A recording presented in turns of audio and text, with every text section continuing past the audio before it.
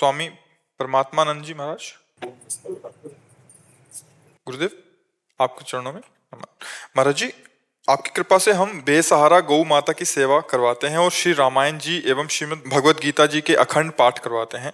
महाराज जी, हम आपके श्रीमुख से गौ माता जी की महात्म और उनकी सेवा का हमें फल बताइए, जिससे उत्साह बने। कई बार गौ माता के विषय में भी चर्चा हुई है।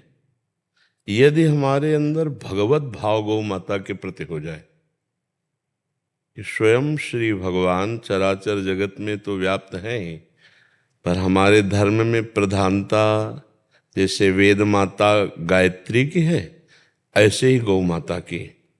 अगर हम गौ माता के प्रति भगवत भाव रखें, पशु दृष्टि न रखें, और ये भाव रखें कि इनकी सेवा मात्र से गोविंद की प्राप्ति हो जाएगी, दूध की प्रधानता या स्वार्थ की प्रधानता या उनके निमित्त से धन लाभ की प्रधानता न रख करके भगवत प्राप्ति के लिए भगवत भाव से गौ सेवा की जाए, तो निश्चित भगवान की कृपा और ऐश्वर्य की भी प्राप्ति। जहाँ गौ माता गोबर करती हैं और मूत्र त्याग करते हैं, तो गौ माता के गोबर में लक्ष्मी जी का वास है।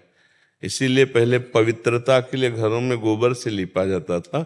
गौ माता के गोबर से जो उपले होते हैं, उनसे जो रोटी बनती है, वो परम सात्विक और भगवत प्राप्ति में सहायक बुद्धि प्रकाशित करने वाली होती है।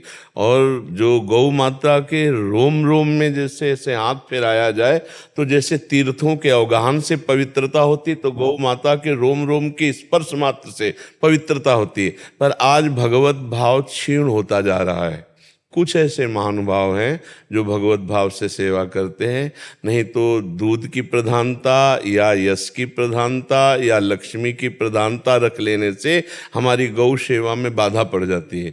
जो गौ सेवा जैसे वयोवृद्ध गौ है, दूध देने योग्य नहीं है, बीमार हैं, या जिनका कोई पालन नहीं करता है, जैसे आज बैल की अव्यवस्था है, क्योंकि बैलों उसके द्वारा अब खेती जोती नहीं जाती, तो ट्रैक्टरों का प्रयोग हो रहा है, तो बैलों की जो अव्यवस्था हो रही है, तो गौ सेवा के अंतर्गत हम दूध ना देने वाली गाय, वयोवृद्ध गाय, बीमार गाय और बैल आदि की जो सेवा भगवत भावना से की जाए, तो निश्चित लोक परलोक सब सुधर जाए, निश्चित भगवत प्राप्ति हो जाए। और हमारी प्रार्थना है कि हर एक गृहस्थ को अपनी आय से 1 रुपया ही निकालकर प्रतिदिन यदि हम रखें, तो 30 रुपये का हम एक दिन अगर गाय को चारा एक गाय को दे दे, तो हम अपने धर्म का पोषण करने वाले बन जाएं। इस हिसाब से अगर हमारी आय अधिक है, तो हम अधिक रुपया 10 रुपया रोज निकाल करके रखें, 100 रुपया रोज निकाल करके रखें, क्या घाटा चला जाएगा।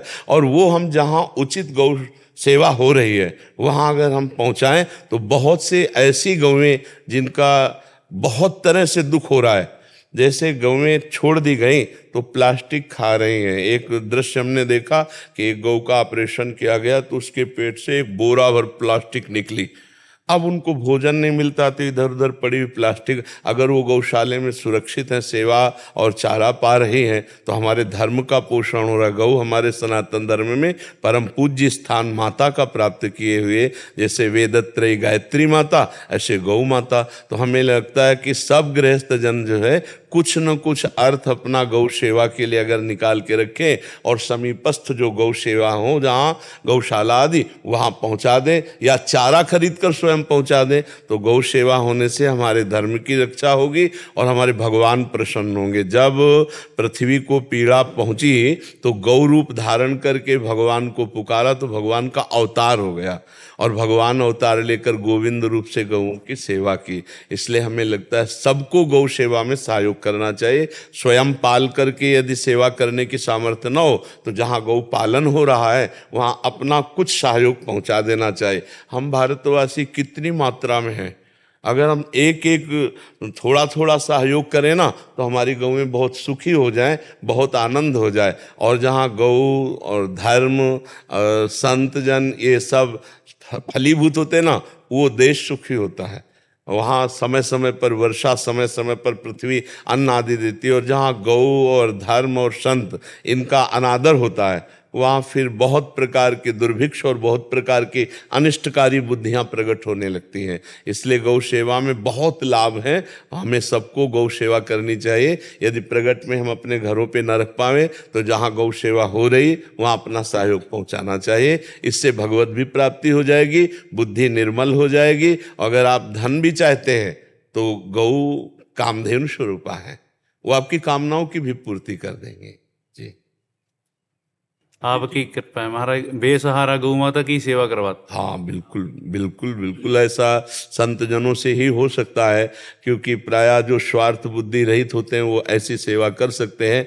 नहीं तो ना ज़्यादा तो अर्थ का लाभ और दूध का लाभ, नाना प्रकार की जो लाभ चेष्टाएं हैं, फिर उनमें जो बीमार गौएं हैं, जो दूध देने वाली नहीं, जो सांड हैं, जो बैल हैं, उनकी सेवा में फिर अरुचि हो जाती है यदि अर्थ लाभ की प्रधानता हो। ऐसे तो संत जन ही उदार चित्त वाले हैं जो स्वार्थ बुद्धि का त्याग कर गौ सेवा में भाव रखते हैं। आप बड़ी कृपा के दर्शन। तो गौ सेवा कैसे होगी?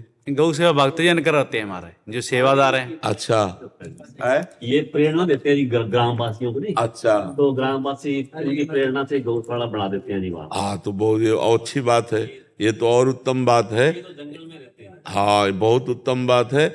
अर्थ का, कामिनी का और कीर्ति का, तीनों का त्याग करने पर ही भगवत प्राप्ति होती है। बहुत सुंदर। नहीं, हमें बहुत उत्साह है नए नए बच्चों को देखकर। खुआ और प्रेरणा करो हमारे समाज में भगवत प्राप्ति के मार्ग में अग्रसर हो।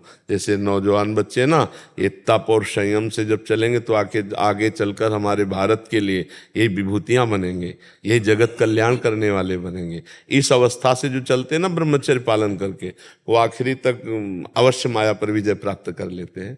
इसलिए चलो, बहुत सुंदर, अच्छा लगा। माता जी, बाबा जी की लगभग 50 गौशालाएं हैं जो इनके आशीर्वाद से चल रही हैं। हाँ बिल्कुल ठीक है। पंजाब और राजस्थान इनके अंदर है। तो उनमें मतलब गृहस्थ लोग उसके मुखिया होते हैं। हाँ जी महाराज। और वो अर्थ आदि लेकर उनकी सेवा करते हैं।